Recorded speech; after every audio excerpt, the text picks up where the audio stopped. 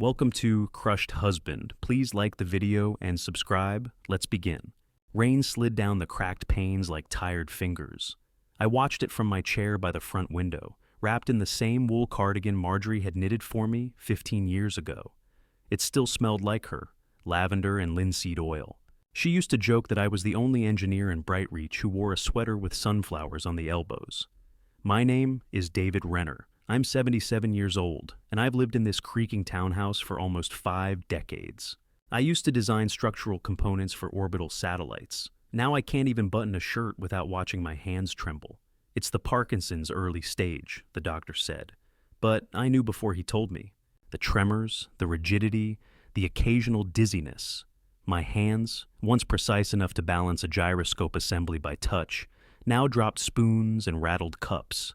I'd stopped using my good coffee mugs for fear of shattering them. The townhouse is older than I am. Brightreach is a steel town, once booming, now just rust and rain. Marjorie used to fill this place with color, her illustrations taped to the fridge, leaves pressed in wax paper stacked on the table, watercolor palettes left out to dry by the sink. Now, it was just gray. She died 2 years ago. A cerebral aneurysm, they said. She'd been fine that morning, laughing at the news, drinking green tea in her ridiculous flamingo mug. Then, gone. No warning, no pain, they said. I found her slumped over her sketchbook. She was drawing a violet, I think. The silence after that was unbearable. You don't notice how much space someone takes up until they're not there to fill it anymore. Marjorie was never loud, but she had this way of humming while she worked. She made the air feel alive. Ethan, our son, started calling more often after she passed. Not out of concern, more out of obligation. He was always like that. Smart, driven, neat as a pin even at 10 years old. He hated this house. Hated the exposed pipes, the smell of old varnish and solder. Hated me, I think, in a quiet, resentful way. Or maybe just what I represented. "Why don't we live in a normal house?" he asked once when he was around 8, with drywall and a garage and, I don't know, PlayStations. I had chuckled, thinking he was joking, but he wasn't. Ethan was born into a world of status and expectations I never understood. He wanted ties and briefcases and power windows. I gave him ball bearings and books on applied physics. He went into real estate consulting, big glass offices, custom suits, sleek cars he never drove himself. I remember him coming home once during college, standing in the workshop looking at my models and saying, "You know, you could have done more with your career if you weren't so humble." I didn't answer. I didn't know how to tell him that humble was never a choice. It was survival. It was blue-collar brilliance and calloused hands. It was coming home every night knowing I'd built something that would orbit Earth for decades, and eating leftovers with a woman who made me feel like I had the stars in my hands. That was my legacy. And Ethan, he saw it as wasted potential. A story he didn't want to belong to.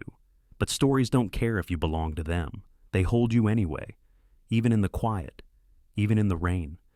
Ethan showed up on a Sunday afternoon with a plastic bag from that upscale grocery chain he always mentioned too loudly. He didn't call first. He never did. Just rang the doorbell like a neighbor borrowing salt. "Brought dinner," he said, holding up the bag like it was a prize. "Figured you could use something easy."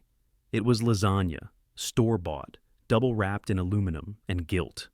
I thanked him anyway, out of habit. I hadn't eaten all day, but not for lack of food. It was just easier to skip meals than to watch my hands fumble with the stove knobs. Ethan didn't sit down right away. He hovered, scanning the living room like he was casing the place. Same chipped floorboards, same faded wallpaper with its faint green vines. Marjorie had loved that pattern. He looked like he wanted to scrub it all down with bleach and denial. "Place looks the same," he said, smiling tightly. I smiled back. "It hasn't changed in 40 years. Why start now?" He finally took a seat across from me, legs crossed, hands folded like a man who came prepared. He didn't ask how I was feeling. He launched straight in. "Dad," he said, "have you thought about selling this place?" I turned my head slowly, making sure he saw my eyes when I answered. "Not really." "You should," he said, too quick. "It's not safe for someone your age. The stairs alone." I waited. "And this neighborhood isn't what it used to be. Property values are peaking. I could help you list it. You'd be amazed what this old dump could fetch." He chuckled like it was a joke. I didn't laugh. I'm fine here, I said. I know where everything is. My doctor says familiarity's good for the brain. Ethan's smile tightened. Sure, sure. But think long term. What happens if you fall? If something happens and you can't call for help? There's mold in the back corridor, and half the outlets are ancient. Look, I'm not trying to be harsh. I'm just being realistic. He leaned in. I'm worried about you. No, he wasn't. He was worried about liability, about dragging his briefcase into a hospital if something went wrong, about his friends wondering why his father still lived like a maintenance man in a city that stopped mattering 2 recessions ago. A few days later, he came back. No lasagna this time, just a manila envelope and more of that soft, controlled voice. Listen, he said, setting the papers down. This is just something to have in place, okay? It's called a power of attorney, financial only, totally standard, protects you from scams. You'd be surprised how often people your age get taken advantage of. I looked at the papers, his name already filled in. Just sign here and here, initial there. I hesitated, pen shaking slightly in my grip. It's just for emergencies, he said gently. I'm only trying to help. I didn't fight. I didn't question.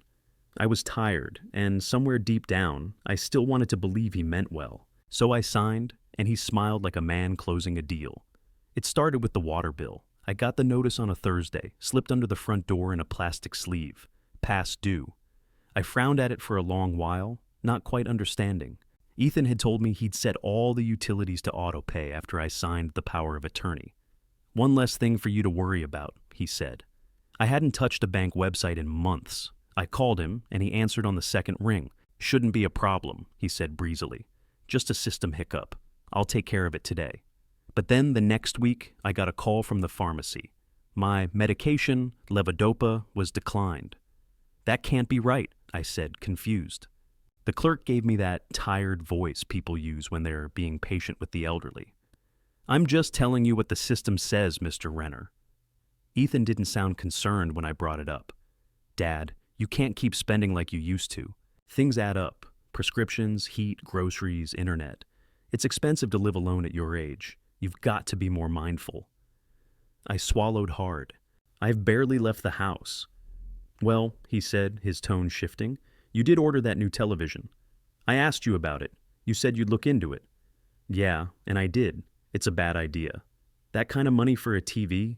Come on, Dad. You don't need that. You need to think long term, not impulse buys. Impulse buys. I had spent 3 days trying to navigate the online catalog for something with closed captions big enough to see across the room. It wasn't an indulgence. It was survival. I didn't argue. I just said okay and hung up. 2 weeks later, I collapsed in the kitchen. It was mid-morning. I was trying to refill the kettle when the room tilted hard to the left. My legs gave out like snapped broomsticks, and I went down in a mess of groans and tile and boiling water. I must have blacked out. When I came to, I was staring up at the faded ceiling, my shoulders screaming. I don't know how long I laid there before I found the strength to crawl toward the hallway phone. At the hospital, a woman with sharp glasses and kind eyes introduced herself as Dr. Levin. She ordered some scans, poked at my limbs, asked me how long the dizziness had been going on. I lied, of course. It was just the one time, I said. She didn't believe me. You need follow-up, she said. Tests, monitoring, maybe a specialist. I was still in the exam room when Ethan showed up, all breathless concern and tailored slacks. He clapped my good shoulder and gave Dr. Levin a handshake like he was closing a deal. I think it's time we moved him somewhere safer, he said, as if I wasn't sitting right there. I'm going home, I muttered. Ethan crouched beside me. Dad, you just fell. You need help. My place has an elevator, round-the-clock concierge, a certified fall detection system. A what? He smiled. It's all automatic. If you fall, someone's notified right away. I stared at him. He looked pleased, prepared, like he'd practiced the pitch. Just stay a few days, he said, until you're back on your feet. I was too tired to argue. The next morning, I packed a small bag and left my house in the hands of the man who once called it a fire trap. Something told me I wasn't going to like where this was heading. Ethan's condo was perched 30 stories above a row of designer boutiques and valet-only restaurants. The walls were bare, the furniture angular, expensive, and allergic to comfort. It smelled faintly of lemon and silence. "Make yourself at home," he said, as the elevator doors shut behind us. Then he disappeared into his office with a Bluetooth headset already clipped to his ear. I sat on a leather sofa that hissed when I moved. A decorative throw was folded over the armrest, but it was more for show than warmth. I tried turning on the TV, but the remote had more buttons than a flight deck. I gave up. Mina came home around 6. She greeted me with a polite nod, still in heels, her lips already pressed into a line. She walked straight to the bedroom, muttering something about takeout. Dinner was pad thai and mineral water. No one asked me what I wanted. We ate in silence while Ethan scrolled through something on his phone, and Mina watched a show with the volume off. That night, I lay in a spare room that smelled like dry cleaning and unused carpet. The bed was firmer than concrete. I stared at the ceiling for what felt like hours. When I finally drifted off, I woke up again to voices. I stayed still. "He's not going to agree to it," Mina whispered from the living room. "You know that." "He will," Ethan said. "Eventually. He's not as sharp as he used to be. It's just a matter of time." "Ethan, this isn't just a business transaction. You're talking about selling your father's house." "He doesn't need that house," Ethan snapped, voice low but sharp. "It's falling apart. And if we move him into one of the elder care communities we're working with, it looks good on the company too." I could hear her sigh. "You mean it looks good on you?" "Same difference." There was a pause. Then Mina again, quieter. "Just don't drag it out. If you're going to do this, do it." "We'll make it sound like his idea," Ethan said. "He'll feel like he's in control. Trust me, I know how to talk to him." I closed my eyes. In the morning, over stale coffee and dry toast, I smiled at both of them like I hadn't heard a thing. Ethan asked how I slept, and I told him the city lights were a bit much. Mina asked if I needed anything, and I told her no. Then I set my mug down. "I think I'll go home today," I said. Ethan blinked. "What?" "No, Dad, you just got here. The doctor said—" "I know what she said, but I miss my bed. I miss my quiet. And I'm not ready to give up my house, Ethan." His expression froze. "I didn't say anything about—" "You didn't have to." He looked over at Mina, who was suddenly very busy rinsing her plate. "I'll call a cab," I said, pushing back from the table. "Thanks for the hospitality." I packed my small bag in under 5 minutes. Ethan didn't stop me. Mina didn't come to the door. And as I rode down the elevator, I realized something strange. I'd never felt so relieved to be alone. A week after I came home, I asked Ethan for the bank statements. He was standing in the foyer, straightening his cuffs like he was about to give a TED talk instead of visit his father. "You don't need to worry about that stuff, Dad," he said lightly. "I've got it under control." I didn't move from the doorway. "I want to see them." He blinked at me, then smiled the way a man smiles at a dog who forgot where the door is. "Sure," he said. "We'll go over everything soon. But it's mostly the same. Costs are up, you know that. Property taxes, heating, maintenance." I didn't answer. I just looked at him. His smile slipped a notch. "Dad, come on. I know numbers stress you out now. And honestly, we're on a tight curve with Sophie's tuition this year. Can we just not do this right now?" So that was the new tactic. Guilt dressed up as practicality. My granddaughter's education, presented like a hostage note. I nodded slowly. "All right." He relaxed. Too quickly. That evening, when the house was quiet and I was sure he wouldn't be back until next week, I walked across the alley to Mr. Toller's. Gordon Toller was a retired bookkeeper with arthritis in both knees and a brain like a steel trap. Marjorie used to bring him her tax questions in exchange for pressed peony prints. He answered the door in slippers and a cardigan with elbow patches. "Evening, David," he said, peering through his bifocals. "You look like you need numbers." I handed him the printed statement I'd finally coaxed out of Ethan after 3 more phone calls and 1 polite threat to contact the bank myself. The font was small, the formatting lazy, and the totals unsettling. Toller didn't say anything at first. He sat at his kitchen table with a magnifier and a yellow pad, scribbling notes. I stood by the radiator, listening to the soft scratch of pencil. Finally, he pushed the paper toward me. "You see that?" he said, tapping near the bottom. It was a transfer labeled client education fee, $15,000. "That's your account, and that's his account.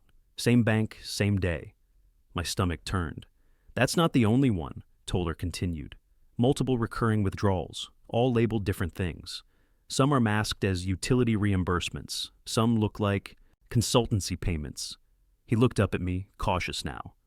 I don't think this is about managing your money anymore. I didn't answer, couldn't. I just nodded, slow and deliberate. That night, I sat in Marjorie's old chair, the one by the living room window, and stared out into the fog.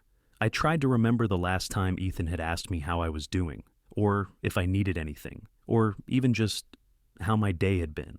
It had all been about control, access, optics. He'd seen my diagnosis as a green light, not to help, but to harvest. I stayed up late, gripping the armrest with hands that shook a little less when they were angry. Ethan didn't just take my money. He took my trust and repackaged it as incompetence. But I wasn't as frail as he thought, not yet. And now I had proof. I waited until evening to call him. I wanted to be calm. The phone rang twice before Ethan answered. "Hey, Dad. Everything okay?" "No," I said quietly. "We need to talk." A pause. "Okay. What's going on?" "I saw the bank statements." Another pause, shorter this time, then a sigh. "Dad," he said, already slipping into that lawyer tone he used when a deal was about to go sideways. "You really shouldn't be stressing yourself over that stuff. I told you, things are expensive right now. We're just adjusting some flows to—" "Don't," I said. He went quiet. "I saw the transfer," I continued. $15,000 labeled as a client education fee. That was my money. Still nothing. I waited. Let the silence stretch. Finally, he exhaled. "Okay, yes, I moved some funds, but I wasn't stealing from you." "What would you call it?" "It's not stealing," he said sharply. "It's family redistribution. You're not exactly spending the money, Dad, and you always said it'd go to me anyway. This just saves the paperwork later." I closed my eyes. "I paid off your credit card," he went on. "I covered the maintenance on your house. I've been managing all of this while also keeping Sophie in private school. You think this is easy?" "That money wasn't for Sophie," I said. "It was for me, my care, my life, my dignity." "Dignity?" he snapped. "You're 77, Dad. You fall. You forget things. You sign checks with shaky hands. You needed help, so I helped." "No," I said, my voice harder now. "You took control." "Same thing," he muttered. "It isn't," I said, "and you know it." He didn't respond. I stood by the window, looking out at the dark shapes of the neighborhood trees, their branches twisted like antennae, reaching for signals that would never come. "You didn't even ask," I said quietly. "You decided I was done thinking for myself." "You're twisting this into something it's not." "No," I said. "You are, and it ends now." "What does that mean?" "I'm revoking the power of attorney." I heard his sharp breath. "You can't be serious." "I am." "Dad," he said quickly, his voice rising, "do you have any idea what you're doing? You're putting yourself at risk. You're putting everything at risk. What happens when the power gets cut again? What happens if someone scams you?" "I'd rather be scammed by a stranger than robbed by my son." That silenced him. "You don't mean that," he said after a long beat. "I do." "Jesus," he muttered. "This is ridiculous. You're doing this because you're angry." "No," I said. "I'm doing this because you showed me who you really are." He didn't say goodbye. He just hung up. I lowered the phone and stared at the quiet glow of the living room, at the dusty bookshelves, the old lamps, the sketch still taped crookedly on the fridge, one of Marjorie's violets. This house, this life, had never been perfect, but it had been mine, and now I was taking it back. The law office was tucked between a boarded-up pawn shop and a laundromat that smelled like boiled detergent and yesterday's cigarettes. The sign out front was plain, Kerr and Mulligan, attorneys at law. I'd passed it for years without ever looking twice. Inside, the carpet was thin, the waiting chairs creaked, and the secretary offered me a cup of weak coffee I politely declined. I sat with the folder on my lap, printouts from the bank, handwritten notes from Mr. Toller, and a copy of the power of attorney Ethan had convinced me to sign. Her name was Nora Kerr, mid-50s, sharp glasses, blunt haircut, and a handshake that didn't waste time pretending to be friendly. "What brings you in today, Mr. Renner?" she asked, getting right to it. "I need to revoke a power of attorney," I said, setting the folder on her desk, "and draft a new will." She arched an eyebrow. "Family situation?" "You could say that." She flipped through the paperwork in silence, her eyes skimming the numbers. When she hit the $15,000 transfer, she let out a dry, knowing breath. "He's not even trying to hide it," she said. "No," I said. He thinks I won't notice, or that I won't care. Do you have reason to believe your son will contest a change in the will? I expect it, I said, but I don't care. She studied me for a moment, then nodded. All right, we got to work. She drafted the revocation paperwork and walked me through the legalese line by line, her voice steady and direct. She didn't coddle. She respected me enough not to. You'll need a notary for the revocation, she said. We have one on staff. I nodded. For the new will, she continued, do you want to name your son at all? No. Are you sure? Yes. She clicked her pen once and looked at me with something between curiosity and respect. Most folks who come in here for something like this, they're usually angry, but you don't sound angry. I shrugged. I was, but now I'm just done. She leaned back slightly, tapping her pen against the desk. And who will your new beneficiary be? Gordon Toller, I said. He's my neighbor, retired bookkeeper, helped me when no one else would. And you're confident in that decision? I am. He's earned it. She nodded again and continued writing. We also set up a trust, small, but enough to fund the medical trial I'd started looking into. Dr. Levin had mentioned it during my last visit. A European-developed stabilizer, showing promise in slowing down early-stage Parkinson's symptoms.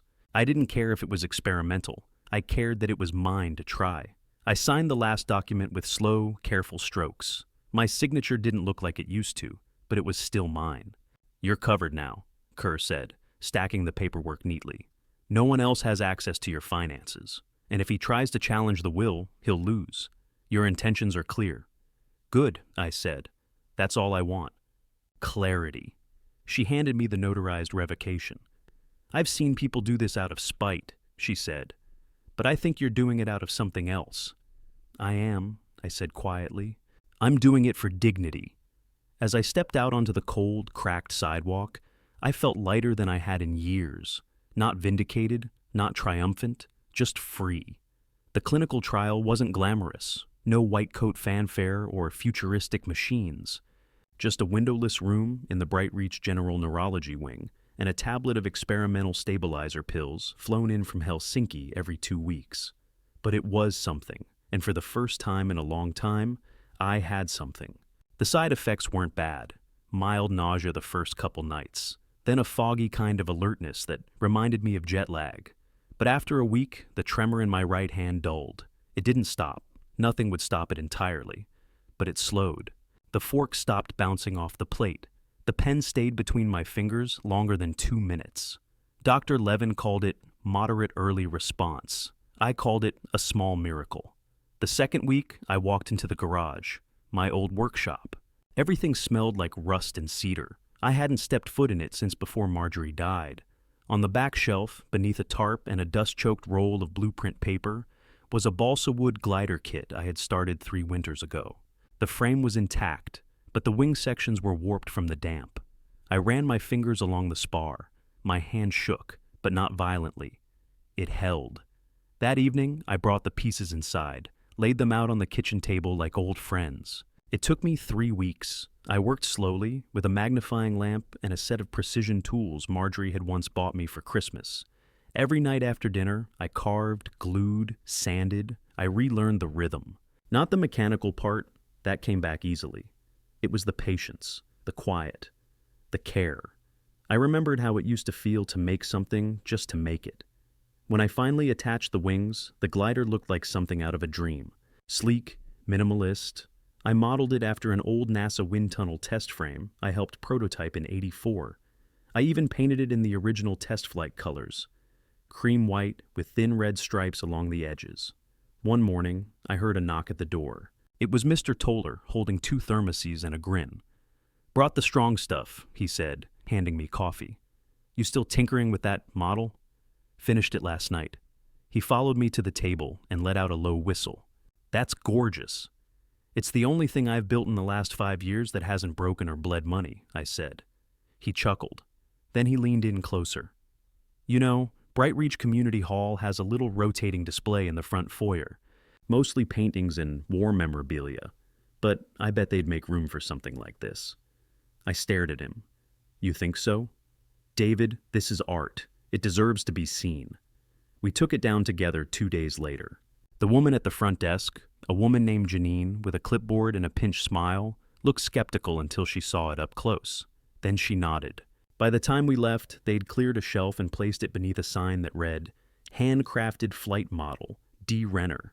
I stood in the parking lot, hands in my coat pockets, watching the glass door reflect the glider behind it. I'd spent most of my life designing things that flew, satellites, drones, mechanical birds no one ever saw, but this was the first time something I made had landed somewhere just for the sake of being beautiful. And for the first time in years, I wasn't surviving. I was living. It was a sunny Sunday, unusually bright for Bright Reach. I was out front trimming dead branches from the rhododendrons when I saw Ethan's car pull up. Sleek, black, and recently detailed. Always a presentation. I didn't recognize the passenger until the door swung open and out stepped Sophie. She looked older than I remembered. Taller, sharper features, dressed in some private school uniform that probably cost more than my first car. She gave a little wave. "Grandpa," she called, like she meant it. I nodded, wiped my hands on my flannel, and stepped back from the hedge. Ethan was already coming up the walkway. His smile was warm, too warm, performed. "Hey, Dad," he said, holding a brown paper bag. "Thought we'd stop by. Sophie wanted to see you." "Did she?" I said, looking at her. She nodded. "I like that model you made. Mom showed me the picture on the community website. It was really cool." "Thank you." They followed me inside. I offered water. Ethan declined. Sophie took a glass and sat on the edge of the couch like someone trained to. Ethan got to the point quicker than I expected. "Dad, listen, I know things got messy. I said some things I shouldn't have. I pushed too hard, but we're still family. We can move past this." I said nothing. He glanced at Sophie, then back at me. "I heard about the will." There it was. "I just want to make sure, before anything's final, that we all understand each other," he said slowly. "I'm not asking for a second chance for me. I'm thinking of Sophie. She's your only grandchild." He turned to her. "Tell him what you said in the car." Sophie looked uncomfortable. "I just said it'd be nice to have something that reminded me of you. One day." Ethan jumped back in. "She adores you, Dad. She was heartbroken when you stopped visiting." That was a lie. I had never stopped. I was never invited. I leaned forward, my hands on my knees. "I'm not changing the will." His face flickered. Just a moment. Then the performance continued. "I'm not trying to manipulate you," he said softly. "I just want fairness." "You stole from me," I said. "I redistributed," he snapped, losing control for half a second. Sophie blinked. She looked from him to me. "You lied," I added. "You made decisions without my consent. Then you rationalized it as strategy." He stood up abruptly. "You know what this is really about? You're punishing me. You never respected my work, my life. You always preferred that nosy neighbor of yours to your own son." I got up too, slowly, and walked to the kitchen drawer. I pulled out a manila envelope and set it on the table. "This is the will," I said calmly. "Signed, notarized, filed. No loopholes." He stared at it, didn't touch it. "This isn't revenge," I added. "It's boundaries, the kind I should have set a long time ago." Sophie stood, clutching her backpack. She looked embarrassed, maybe sad, maybe not. Ethan's mouth twisted into something bitter. "You're making a mistake." "I've made plenty," I said. "This isn't one of them." He didn't say goodbye, just walked out the door with his daughter trailing behind. I didn't watch them leave. I had pruning to finish. The first true cold of autumn rolled in overnight. I could feel it in my knees before I saw it in the frost along the windowsill. Bright Reach always looked its best this time of year. Grimy brick softened by red leaves, the air sharp and clean. I stepped onto the porch with a mug of tea, my hands steadier now than they had been in months. Mr. Toller joined me just after 10, carrying a crate of daffodil bulbs and a pair of rusted garden trowels. "You're up early," he said, lowering himself into the porch chair with a grunt. "Frost beat me to it," I replied. We worked in the garden that morning, or rather, he worked and I supervised with occasional digging. The patch near the mailbox had gone untended for years. Marjorie used to call it the wild bed. She liked when things grew without permission. The house looked different now. I'd cleared out most of the junk Ethan had insisted was a safety hazard. The workshop was clean again. The front step had a fresh coat of paint. I even replaced the light bulb in the porch lamp. The one Marjorie always said made the house look like it believed in itself. The community hall called last week to say my glider had drawn attention. 3 people offered to buy it. I said no. But I told them I'd build another, maybe a series. I had some new ideas, ones I hadn't dared to sketch in years. The trial was going well. Dr. Levin said my progress was clinically promising. I liked the sound of that. I still had tremors, still moved slower than I used to. But my thoughts were clearer. And my body? It was mine again. When the exhibition opened on Saturday, I wore my old corduroy blazer. The room smelled like paint and coffee and nervous laughter. My model sat in a glass case under a hanging light. Beside it was a little plaque. David Renner, Bright Reach, engineer, artisan, veteran. People asked questions. I answered. A boy about 12 asked if it could fly for real. I smiled and said, it already did. Back home, Toller helped me plant the last of the bulbs. Then we sat back down with matching mugs and a bag of peanut brittle between us. Feels like you got your name back, he said. I didn't answer right away. I just watched the wind move through the trees, watched leaves skitter across the sidewalk, like notes in a song I hadn't heard in a long time. Later, as the sun dipped behind the smokestacks in the distance, we sat in companionable quiet. The house was warm behind me, the garden neat before me, and for once the space in between felt full, not hollow. I turned to Toller and said, I finally designed something that flies and lands safe, my own life. He smiled, small and real, and for the first time in a long time, I believed it.